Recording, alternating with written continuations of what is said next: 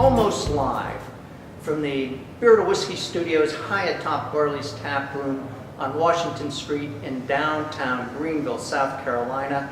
This is Beer to Whiskey, and I'm your host, Russ Heaps. And today we are going to be doing one of our Big Jon in 5 episodes where I get my good buddy here, Big Jon Richards, to pick a beer, and he's picked quite a lovely one this time.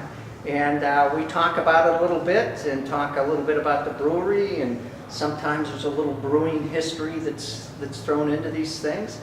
But before we get started on this, what do we want the folks to do, Big Jon? Oh, we want them to like us, like us.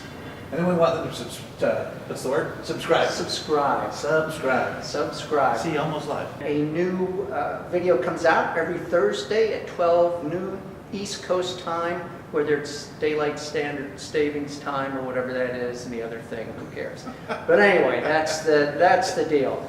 So, Can we not do something to get rid of that? I know, we've got, who cares?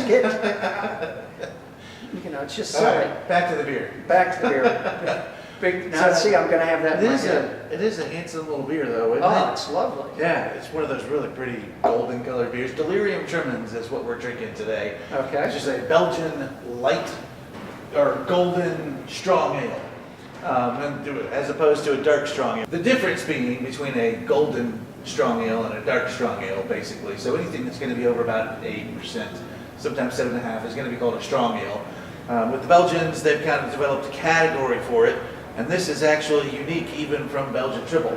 So if you've noticed, we've had a couple of Belgian triples, I think, on here so far, at least one for sure. Yep. Somewhat similar, but you're going to be a little drier, a little spicier, and sometimes a little bit lighter on the alcohol content than a triple will be, but they're all going to be hovering right around that 9%. 8.5 years, so definitely a big, kind of aggressive alcohol content there. Well, it's certainly enough to get your attention. Anytime you order a beer and they put it in one of these glasses, yeah, the alarm bell should start ringing, and it should be, if I'm driving, I'm only having one of these. Right. People don't realize drinking beer with this high alcohol content is definitely the quickest way to the floor. Right. So you don't realize what you're doing until you're 2 or 3 in, and then you can't stand up straight. So with this guy, it's kind of neat. You're going to get a fun little kind of apple and pear right up front on the nose, a little banana, a big banana bite right up front on the beginning. Then you catch a little bit of a touch of tropical fruit in there, and then a big peppery, maybe cardamom peppery spicy cardamom, a little something on the finish there to dry things up. A little bit of the alcohol pinging off your tongue, and of course the carbonation giving you some liveliness in there too. But this pretty frequently ends up on people's 100 beers you have to try before you die. This is one of the, has a couple of times now been called the name of the best beer in the world by reputable sources, like with medals attached to them and things like that. So this is a treat. This is one of the ones that if you want to get into craft beer and you're still on the fence, find a bottle of this. It's in a big, colorful ceramic bottle with pink elephants on it, and it's easy to spot, and it is a great one. So I'm assuming it's filtered, right? Yes, no?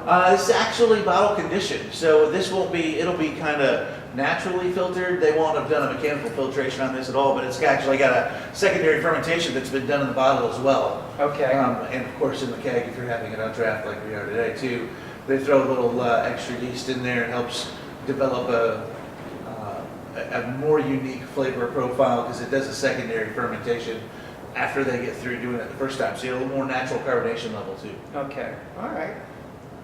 Well, it is pretty. Yeah. To say that. Here's tip.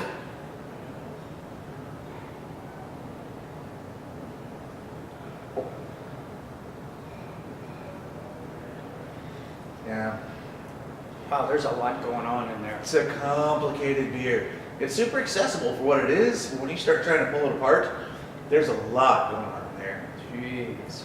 And as you probably imagine, because I feel like it took me a minute and a half to do the flavor description.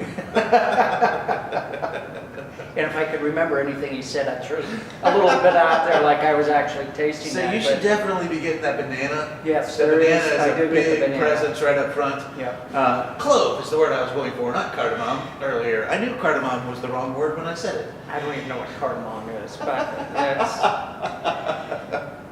A little peppery, black pepper, and clove at the finish of Okay. that. yeah. Definitely what I'm pulling back out of this now that I'm tasting it again. I knew I said the wrong word. But that's okay, we get there when we get there.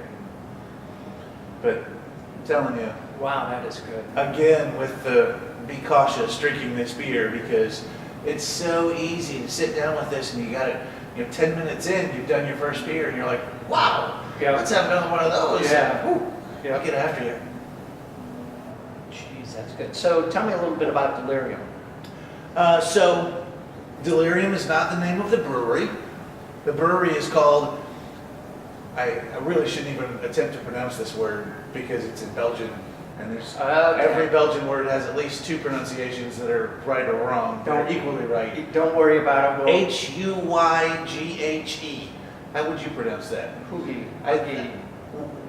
Huyghe, I think, is about as close as I can come to what I think it's supposed to be, but not being a Belgian, it's hard for me to sometimes justify trying to pronounce that word. But family-owned brewery still independent operation over there. They have a couple of, they have a pub in the United States now, but they have a big cafe in Belgium that you get a 3-inch thick notebook full of the beers that they offer you when you sit Wow. down.